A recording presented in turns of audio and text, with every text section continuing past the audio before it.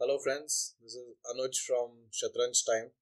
Today I'm going to describe a game to you, a game that I was a part of, and it was a really nice game. And what's so interesting about the game was that there is one very important chess principle called as opposition that I utilized in this game in order to win.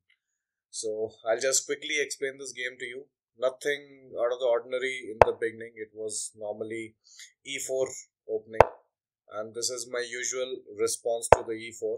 So followed by this move whenever they take out, and I usually follow it up by pinning the knight against the queen or sometimes against the king as well. So that was his response in order to break the pin.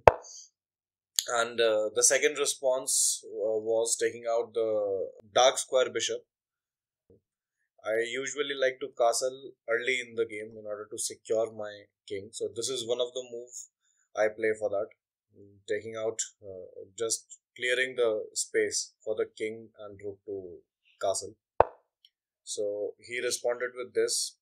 He didn't like my bishop sitting there. So I came back and I placed it on a central square from where it can control two of the smaller but very important diagonals in the game. And he followed it up with a pawn advance. And usually, what happens in such, and as you will see, that usually what happens in such games is that the pawns between both the queens are exchanged, followed by a queen exchange. So in this case, I was preparing for that. It was not only about the next move that he was going to play. So I placed my knight on c6, and I was anticipating this that he would probably take the pawn. So he did that in the next move. I also retook with my knight, and finally he also captured the knight.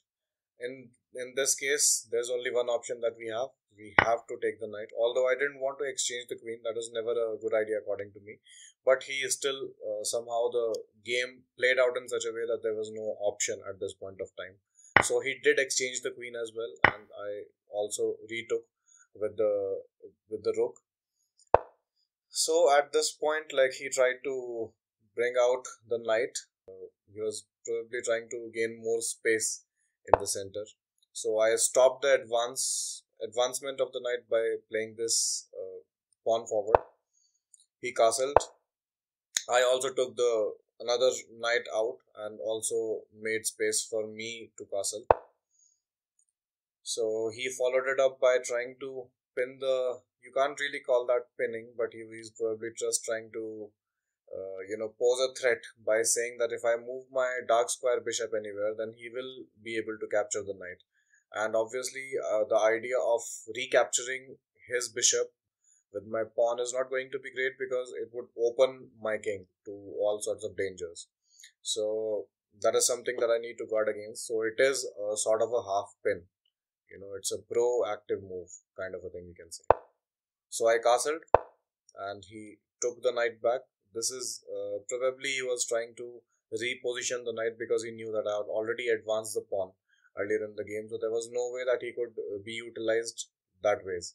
So he was trying to reposition the knight in this game, and by the way, I played this move in order to guard my bishop. I wanted to unbreak. I wanted to capture this pawn by my bishop, by my knight. So I wanted to be free here, and if I just captured the pawn without any protection, he would have captured my bishop, my dark square bishop. So that was the main idea behind protecting the bishop. He took it back. Now he is looking to capture this pawn, my solitary pawn. I protect that. I guard against that by advancing the pawn next to it. Now here comes, it's like a leap. Now he's trying to probably trying to unshackle the rook that's placed adjacent to his king. So I do get to capture the pawn that I wanted to earlier. And he also responds by capturing one of my pawn, and now as you can see the rook is free. So I challenge both the rook and the knight. There's a fork, as you can see, between the fork and the bishop. So he saves it, both the rook and the bishop at this point of time. Now I try to create a discovery. I put more pressure on this line, and he needs to do something against that. So he breaks that by playing this bishop, dark square bishop in between. I also place my other rook in the game behind this. So there's now double pressure on this single bishop. Also, it's being attacked by the rook as well as the knight here. So he tries to save it by I don't know what was the idea behind this. I really don't know. Maybe due to time pressure. And at this point of time, already the danger of getting his light square bishop was there. So I did capture it, and he also recaptured with the rook. I captured the rook, and it was also through a check. So he saved the king. That is the only thing he did. And after that, I challenged the king even on the second line. He took it back. After which I captured the pawn that was on the e5. So he tried to bring his bishop back into the game now. I also take one of the other pawns which was undefended on b2, and he tried to take out the rook that was still inside, and he tried to take it out with a momentum move against my knight. So I again placed the knight where it was. I also played a force move by giving a check to his king, and it was followed. He tried to take advantage by putting. He also wanted it to be a forced move, but I did not allow that to happen because I played my dark square bishop in protection of the knight. So now he wants to take out my dark square bishop, and also if he is able to do that, then he'll also be able to attack the knight, which is being protected by the dark square bishop. So what I do is I just simply take out the knight from this position, and he also recaptures with the pawn. And now I put more pressure and more protection behind my dark square bishop. So he responds. He's trying to position his king to some other place. You have to keep in mind that it's a rapid game, so we are both running against the clock. So there is not much time to strategically think. You have to, within the confines of the time control, you have to think and build your strategy. So I take back the knight from that position. I realized that it was not being utilized once the king was repositioned. So he responds by advancing one of the pawns. I go towards capturing one of his last pawns on the corner file. So this was a pretty good move, pretty darn good move in the game, because considering the quantity of time that he had left, it was an excellent move.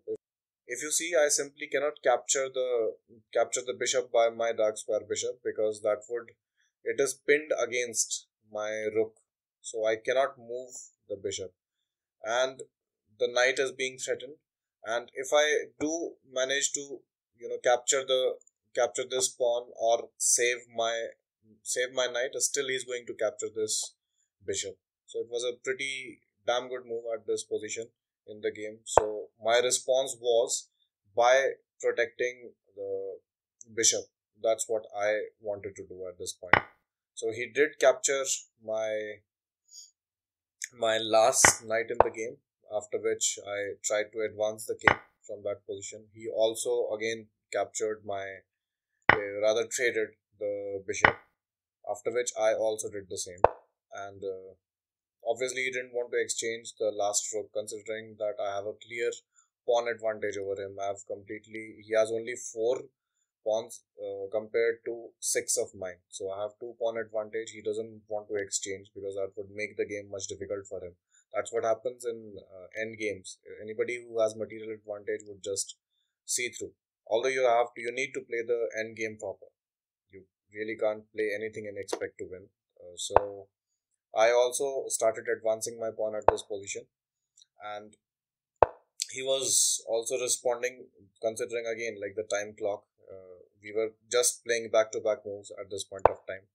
So some pawn advances you can see here. At this point, I checked him. I wanted to go to the other side and capture some more material. So he did save the king, but then I was threatening to take this pawn out.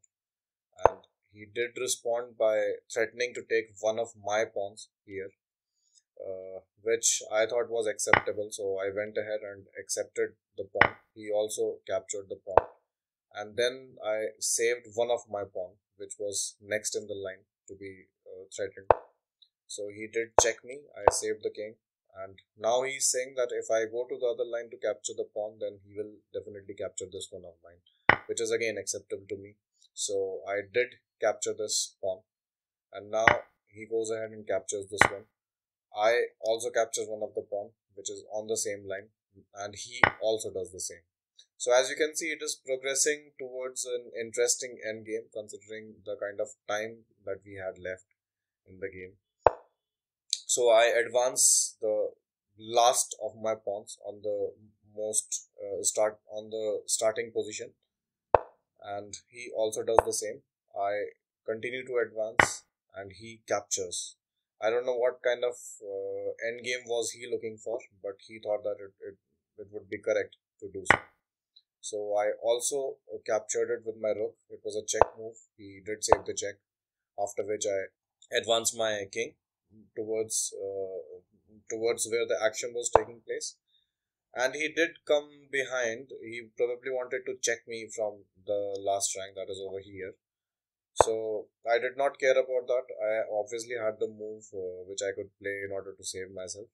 So he did check me as I could predict. And after this, he played one unexpected move that after I saved it, he went on to capture the rook. And after this, I clearly knew that it was a 1-to-1 end game. And I did capture it back with my pawn, and he also captured it. So at this point of time, the principle of opposition plays a very, very important role. As you can see, it is a king and pawn versus the king game versus the king end game. So now I want you to pay attention. This is a very important principle in chess. It's called opposition. I'll just quickly explain you what it is. So I just want you to closely follow the next few moves, and I'll tell you when the opposition principles comes into the game. So this was my normal response. As you can see here, this was one of the moves that I could think of in order to get the opposition on this player. So I did play it here. Then he responded by going back. He obviously wants to obstruct the path of my pawn because it's going to get promoted to queen. So I also advanced with my king, and he responded naturally by blocking the path that is directly in front of the pawn. I had to go back. He came down. I sidestepped. He went up. I also came chasing him. After this, he came to this side. I also came on one of the flank. He stepped back further.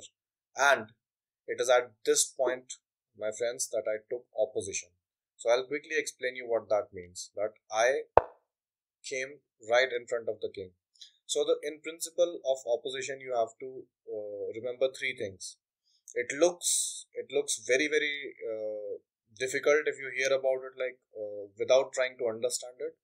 But this is what happens, that any wrong move from here will either lead to a draw, and that draw can also be in the form of a stalemate if you are not careful. So probably this will be a good idea. I'll just show you how it plays out. I'll just show you quickly how it plays out, and then we will go back and reanalyze this position further. So as I told you that at this point I've already taken the opposition. So he stepped back. I went to the opposite flank. As you know, chess is a war game. This is what you do in at the time of war, that you outflank your opposition. So here I have taken opposition and I am outflanking him. So just follow the moves. I'll explain you what is happening in the game now. So I checked him. He tried to recede with the king. He went further up. At this point of time, I also followed as per the opposition. And you can see now that all the three squares which are lying in front of my pawn have been cleared now, and I'll quickly be able to promote to queen and win. So that is what happened. So we will go back to the opposition when right when it was created. So as I told you, this exact move was where the opposition was created. So in opposition, you have to first, I'll tell you the theory part, that three things that you need to remember. The first thing, that both the kings should be on the same color square. Means if your king is on the dark square, the opponent king should also be on a dark square, and vice versa. Rule number two, that there should be always an odd number of squares in between both the kings. So either 1, 3, 5. Okay, 1, 3, 5, 7. That is the kind of line. That is the number of odd number squares that should be between both the kings. This is rule number two. And rule number three, which I find personally one of the most important things to know for evaluating a position for opposition, is that it should be rule number three. It should be the opponent's turn to move. It should not be your turn to move the piece. So after I have just played this here, now it is my opponent's turn to move. And as you can see, both the kings are in the same color square. There is an odd number of piece distance between us. So there's odd number means one number of a square that is between both the king, and I have just taken the opposition. So in this case, I would like you to think about it in such a way. I can move my king. With my king, I am controlling these three squares right in front of me. By controlling these three squares, I am forbidding his king to move into any of these. So now his king is left with only few choices. These are the 5 choices that are highlighted. Obviously, the most common response for a king in these circumstances is that he would sidestep and expect you to probably make a mistake of some kind. If he would have done this, if he would have sidestepped here, then the next thing is that you have to outflank him. So once he sidesteps, now his king is also controlling this and this square, but the square that it is not controlling, that is where we need to go. If you could guess, this is where the king has to be. Now I have outflanked him. Now I have control over all these squares. So he cannot come to any of these 3 squares. But he can come either back or he can go further up the board. So let us see if the opponent played it to the center square. So what would your response be, my friend? Again, don't forget that you need to take the opposition. Don't be in a hurry to move the pawn. You need to create enough sufficient space with your king ahead of the pawn in order to promote it. So again, it is safe that you take opposition. Again, you note down all the 3 rules and just see if that is being followed here. So now, if the king had only couple of squares to move, and if it moved here, then definitely again we need to take the opposition. I would take the opposition in this way. If he goes up here, then I would advance my pawn, and now there is no way that he can stop it. He cannot come here. He can just go to any of these squares, but my queen is getting promoted in subsequent moves and I'm winning the game. So that's what the opposition principle is all about, friends. This is a very important one in queen versus queen and pawn endgames, and I hope you enjoyed it. Also, there's a friend of mine in the chess community who has posted a great video about explaining about the principle of opposition. So I'm probably also going to post a link to that video. You can refer to that for understanding the principle even better. And I hope that you're able to utilize this principle in any of your end games. Do let me know if you do that. Do send me a link. I would really love to know that if that ever happens. So that's all, friends. I hope that you had a good time. Goodbye.